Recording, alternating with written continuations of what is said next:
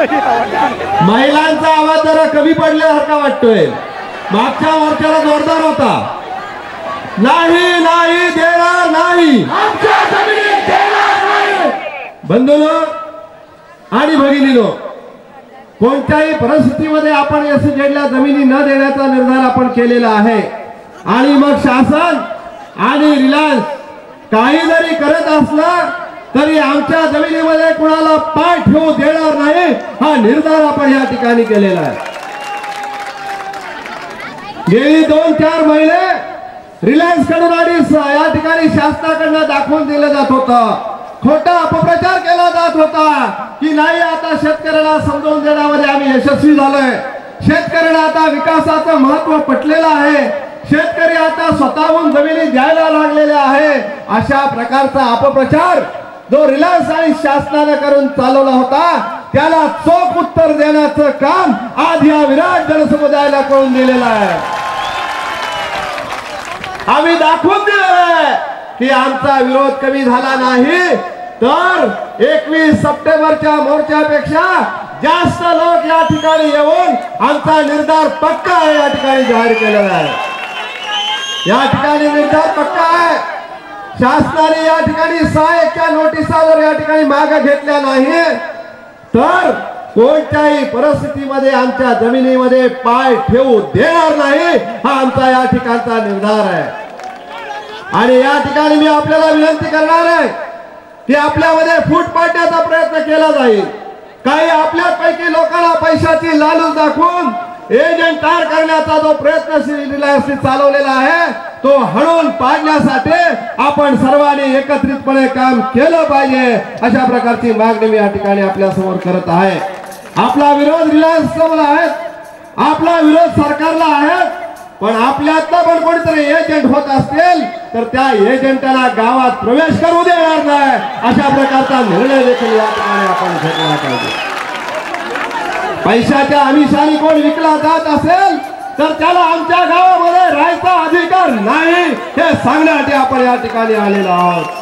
पैशाने विकले जाणार आम्ही खपून घेतले जाणार नाही। आणि म्हणून आपण विरोध करत असताना या ठिकाणी नवी मुंबई एसईजेड ज्या जमिनी शिडकोणी घेतल्या आणि त्या शिडकोणी घेतलेल्या जमिनी आज रिलायन्सला विकलेल्या आहेत, त्या गावातले बरेचसे शेतकरी या ठिकाणी आलेले आहेत। मी त्यांना सांगू इच्छितो की जोपर्यंत तुम्हाला जमीन ऍक्विजिशन करताना ज्या आश्वासनं सरकारने दिलेली आहेत, 12.5%चा प्रश्न असो, आपल्या मुलांना रोजगाराचा प्रश्न असो, गावठाण विस्ताराचा प्रश्न असो, त्या ठिकाणी नवीन नवीन येणारे रोजगाराच्या संध्या आणि उद्योगधंद्याचे आपल्याला देणारे असो, अशी जी अनेक आश्वासनं आहेत ती पूर्ण केल्याशिवाय तुम्ही या जमिनी रिलायन्सला देऊन द्यायचा नाहीत। या रायगड जिल्ह्यातला सारा शेतकरी तुमच्या पाठीशी उभा राहिल्याशिवाय राहणार नाही, हे ग्वाही या ठिकाणी मी आपल्याला देत आहे। आज एसईजेडला आमचा विरोध का असे बरेचसे लोक विचारतात, त्याला माझं चोख उत्तर आहे का जे हाल शिडकोला जमिनी घेऊन सरकारने शिडकोने आमच्या शेतकऱ्यांचे केलेले आहेत तशा प्रकारचे हाल आम्ही करून घ्यायला तयार नाहीत, म्हणून आमचा 6-1च्या नोटिसला जमीन ऍक्विजिशनला या ठिकाणी विरोध आहे। आणि हा विरोध निश्चितपणे कायम राहणार आहे। ही आपली संघटना, ही आपली एकजूट आपल्याला कायम ठेवायची आहे आणि ते कायम ठेवण्याचा निर्धार देखील आपण या ठिकाणी केलेला आहे। रिलायन्स सांगते आम्ही हे देणार आहोत, रिलायन्स सांगतो देशाचा विकास होणार आहे, पण आमच्या घरादारावर फिरून जर कोणी देशाच्या विकासाच्या गोष्टी करत असेल तर तो विकास आम्हाला मान्य नाही, हे सांगण्यासाठी या ठिकाणी जन्म झालाय। खरं म्हणजे एसईजेडने देशाचा विकास होणार नाही आहे। या चीनच्या संघांच्या एसईजेडच्या माध्यमातून आपल्या देशामध्ये आलेला आहे, त्या चीन मधल्या एसईजेड मध्ये सुद्धा फार मोठा उद्रेक कामगारांचा झाल्याशिवाय राहणार नाही, अशी परिस्थिती चीन मध्ये निर्माण झालेली आहे। आणि म्हणून कामगारांचे हक्क डावलणारे, शेतकऱ्यांना देशोधडीला लावणाऱ्या त्या सेजला आपला ठामपणे विरोध करण्याचा आपला निर्धार पक्का आहे।